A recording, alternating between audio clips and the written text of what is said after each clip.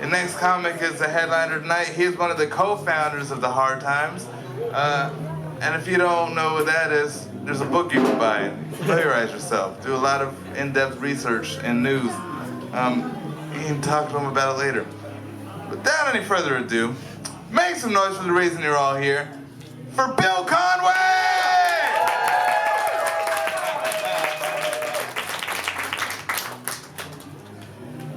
Oh, hello. All right. Anybody else sad after Eric's set? Just me. Good. Let's see. There's a book for sale. I got 20 of these for sale. We wrote this book over the last 18 months. I have bought 3 meals in Washington, D.C. since I've been here. I am broke. You need to buy this book, or I'm not going to get home. 3 meals. That was it. Fucking shit, it's expensive here. And I'm from L.A., right? I live in L.A. right now. It's bad. Let's see, a little bit about me. I have a shaved head, as you can see. Last time I shaved my head was November 5th, 2016. It was a bad day to shave your head. It's the next day. Everybody's like, all the secret racists are really coming out. I'm like, oh, fuck. I walked out my front door and a motorcycle gang was like, yeah, brother. I'm like, no, oh, shit. Oh, mercy. Oh, that's bad. But I like having a shaved head. It's just a longer face. That's all it is. It's good. More about me. I'm a straight edge guy. Anybody else in here? Where's the edge? There we go. Shut up with your beer. I'll knock that out of your fucking hand, motherfucker. Point it at me again. See what happens. Huh? Jesus Christ. But everybody should know what being straight edge is at this point in Washington, D.C. But if you don't know, it basically means I have no friends and I come from a family of alcoholics. That's what being straight edge is. People like to tell me their weed stories. They always find their weed stories really funny. It's like, Bill, you don't get high, you don't understand. It's like, I do understand. Your stories are the worst. They are awful. Like, oh, left the milk out on the counter, your keys in the fridge. Whoa! You should be on the Moth with that anecdote. That's good stuff. But I am always interested in people's meth stories. Those are good stories. Like, oh, the reason you ripped all your teeth out and buried them in the front lawn is because that's where you think rainbows come from? Like, oh, buddy. But I mentioned being straight edge because if anybody here needs to buy urine in a pinch, meet me at the bathroom after the show. I've been cranking water all night, all right? Very reasonable prices on this stuff. It'll get you an A+ on any drug test you take. A+. But you just have to supply the balloon or the condom or whatever it is I have to piss into. And then you have to go downtown with my piss taped to your leg. And if that thing pops, I've peed your pants. And that is tough for me to take. But to make myself even more unlikable, I'm also vegan. Thank you. All right. Got a clap over here, but you're not straight edge, so whatever.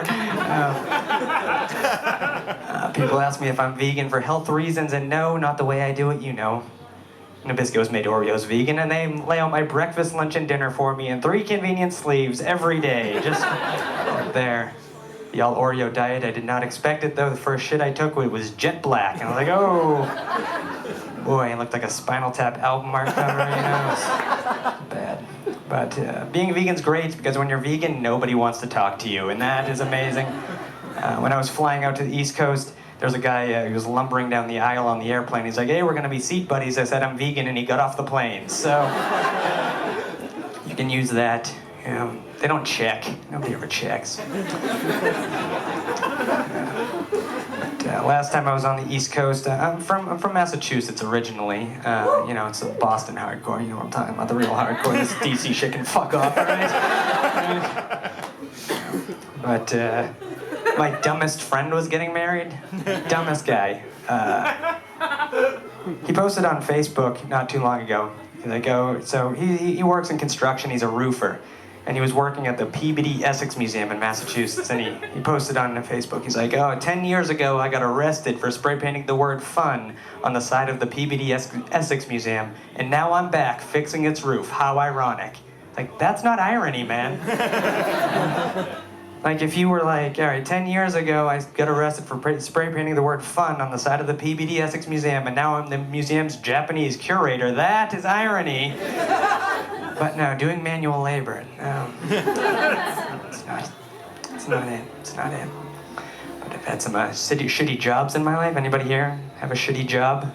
Used to work in a lot of warehouses. But it's not so bad. I've realized the worst job one can have is selling children's coffins. That is the worst job you can have. Here's why. I have evidence to back up this claim. If you're broke, it means not enough kids have died lately, and that is bad. You got your manager yelling at you, we need kids in these coffins and we need them now, and you're like, do I do this? You become a prolific child murderer just to keep your HBO Go account going? About that. But if you are selling children's coffins, that's probably a family business. You know, you'll get like Callahan's Coffins Emporium or something like that. Your father was a children's coffin salesman. Your grandfather was a children's coffin salesman. He tells you about the glory days of polio. Shit. Yeah. It's good to be back on the East Coast. Very cold over here. Been living in Los Angeles, which is great. It's not really that great, though. The traffic here is worse than Los Angeles, I will say that. And you guys can be proud of that. The civic pride that comes with, when you tell people about traffic, the civic pride that comes along with it is insane to me. But, what did I want to talk about? Oh, yeah. I'm dumb. I'm really dumb. Anybody else dumb in here? I had a friend who was in Costa Rica, and I kept telling him, texting him, like, how you enjoying those island vibes of Costa Rica? And after like 7 texts, he's like, you know it's not an island, right? I'm like, all right, idiot, you're gonna make me look at a globe? But he was right, it's not even a peninsula. It's wedged between Nicaragua and Panama. Who would have known? But I think being dumb is genetic. That's why my dad died young, so I'm catching up with him. But my brother was moving and he found my dad's coroner's report. And he's like, hey, Bill, you want to give this a read? He's like, of course I do. I'd love some light reading. On my dad's coroner's report, under genitals, it said unremarkable. I'm like, what the fuck? What's that shit all about? Like, did my dad, like, steal the coroner's girlfriend, like, 5 years ago or something like that? Yeah. Face, ho-hum. Hands, delicate, could never please a woman like Susan. Genitals, unremarkable. It's bad. Let's see, but I think a lot about death. I think a lot about it. I worked with a guy who had pancreatic cancer. Anybody else? Huh? It was bad. For 6 months, he came into work every day while suffering from cancer, which was bad for me because I had to watch him like waste away and know that I could not call in sick to work once. Whatever, it was tough. But he would tell me, Bill, when I get to heaven, I'm going to be playing guitar with Jimi Hendrix, man. It's like, that sounds like Jimi Hendrix's idea of hell to me.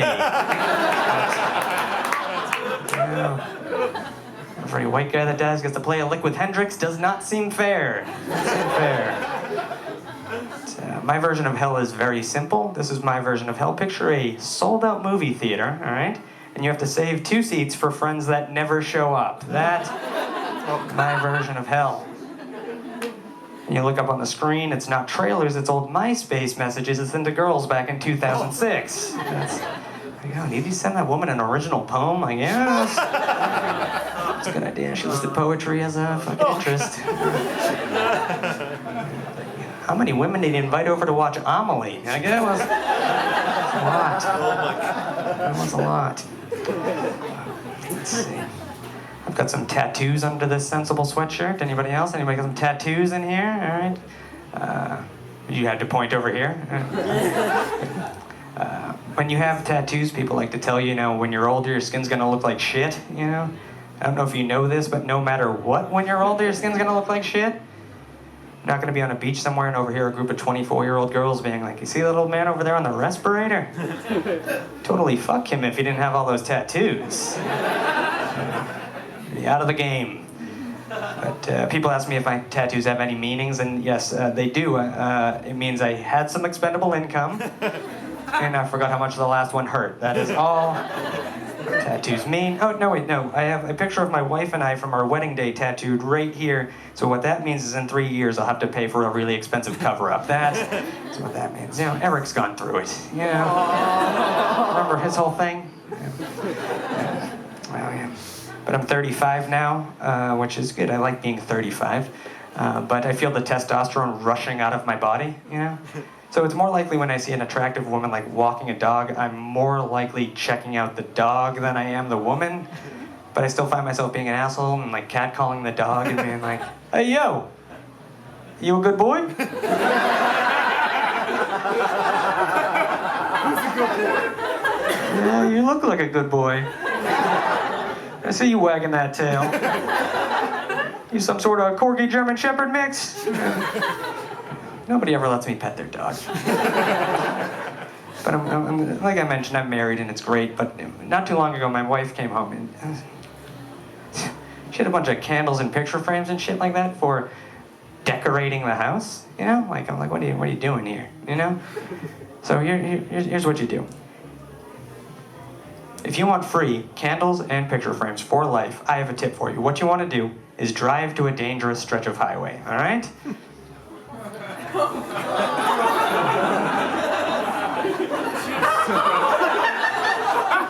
my God.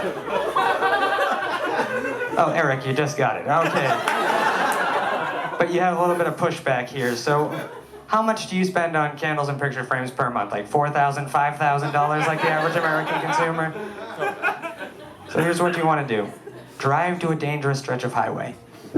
Look for a crucifix on the side of the road. Pull over, but be careful. This is a dangerous stretch of highway. And then you help yourself to all the free candles and picture frames you want. Nobody's coming back for them. At this point, it's litter. You're doing your civic duty. The candles are lightly used. One vigil, tops. The picture frames, you gotta throw out the picture of an irresponsible-looking teenager. But other than that, perfectly good picture frame. But if anybody has any like birthday parties for like a niece or nephew coming up, I got a bunch of soggy stuffed animals on me right now. I can hook you up with for cheap. But guys, that's gonna be. I want to do a little thing before I go. I want to give away. So I have a bunch of. I have like 20 copies of these for sale. $20. If you got it, that'd be great. We can do Venmo or whatever. But I want to give away a copy of the book. Eric, if you could slide that open above the thing, there's a lens. Oh, gotcha. Yeah. I'm done. Above the $20 bill, right there. Slide that. I like it's Yeah. a $100 bill. He doesn't want you to know it's 100. Yeah. Well, it's fake. It's fake currency. There we go. All right. So we'll see if this works. We'll play a little game. All right. And I'll need a volunteer from the audience. But all right, here we go. It's a little game I like to call Would Raybeez Pet This Cat? And it's the kitten edition. All right. Now, most of you should know, Raybeez is the singer of Warzone. He died on 9/11, which was the worst thing to ever happen on September 11th. But it was 1997. It was a different time. So, what I need is somebody from the audience to come up here and play a little game. Does anybody want to volunteer to play this? Anybody? Oh, you're pointing at this man right here. So you got to come up. All right, here we go. Here we go. All right. So you can just stand right here next to me. Sir, your name? Alan. Alan? All right. Here's how we play. I'm going to bring up 6 cats on the board. And all you have to tell me is, would Raybeez pet this cat? Now, I'll tell you a little bit about each cat, and then we're just going to go from there, all right? So we got Carl, Strudel, Flacco, Coach Taylor, Candace, and Riggins. All right. So, pick a cat off the board. I'll tell you a little bit about him, and we'll find out if Raybeez would pet that cat. I'm gonna go with Coach Taylor. Coach Taylor, excellent choice. Okay. Well, he may not be a Dylan Panther, but my own handwriting is terrible here. Well, she may not be a Dylan Panther, but she sure is cute. This little cotton ball loves attention and falling asleep on whoever is warm legs at night. Okay, yeah. Geez, my handwriting's bad. Okay, so all you have to tell me Is Would Raybeez Pet this cat? Yes. Ooh, that is incorrect. I am sorry. This cat wore a Stop White Genocide shirt to an all-right rally.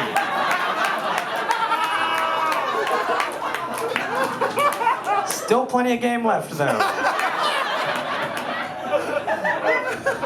Who would you like to see next? Let's go with Carl. Carl, all right, Carl. This gray cutie loves being brushed and soaking up the sun. Would Raybeez pet this cat? No, it's Carl with a K. No way. That is correct, yes. Yeah, Carl actually thinks that everybody that is still straight edge is just a phase. So, yeah. Carl, bit of an asshole. All right, 4 cats left. Let's go with Candace. Candace, all right, let's hear a little bit about Candace. This little stinker hates loud noises, loves wet food, and once slept for 21 hours in a single day. Would Raybeez pet this cat? No. Ooh, that is incorrect. Candace helped run 3 Nazis out of our local cat scene, so... Doing great, though. We're doing great. All right, so we got 3 cats left. We got Strudel, Riggins, or Flacco. Who would you like to hear from? Let's go with Flacco. Excellent, excellent. This green-eyed ham loves to spend her days lounging in the sun and relaxing with a nice pinch of catnip. Would Raybeez pet this cat? I'm gonna go with no. That is correct, yes! Flacco called the cops on a house show because it was too loud. Motherfucker! It was only 6 p.m., so... Cat's a dick. All right, 2 cats left. Strudel and Riggins. Let's go with Riggins. Well, she may not be a Dylan Panther, but she sure is cute. This red-headed furball loves treats, naps, and chin scratches. Would Raybeez pet this cat? Yes. That is correct, yes, yes. Raybeez was a huge fan of Friday Night Lights, but an even bigger fan of the show which he watches on Heaven's Netflix. Okay. All right, last one, Strudel. Tell you a little bit about her. Strudel has never met a piece of string she didn't like. With an infectious purr and a plump kitten belly, Strudel has been warming hearts for the 8 weeks she has been alive. Yes.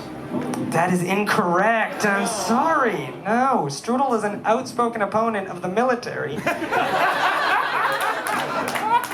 as a veteran, Raybeez would not appreciate that. So, you're 3 and 3, but we got good news. It's time for the bonus cat. It's all right. It's sudden death. Salem from Sabrina the Teenage Witch. Would Raybeez pet this cat? I'm gonna say no. Hard no. Let's find out if you are a winner. That is right. Raybeez would not pet that cat. You, sir, are the winner of this book right here. Thank you so much for playing. Much appreciated. And if anybody else wants to buy a book, just find me. Let me know. I'll be over there. I gotta shut this music off now. There we go. You can slide that thing shut. It's blinding me. But thank you, everybody, for putting up with that. And let's give the show back over to Kevin. Much appreciated.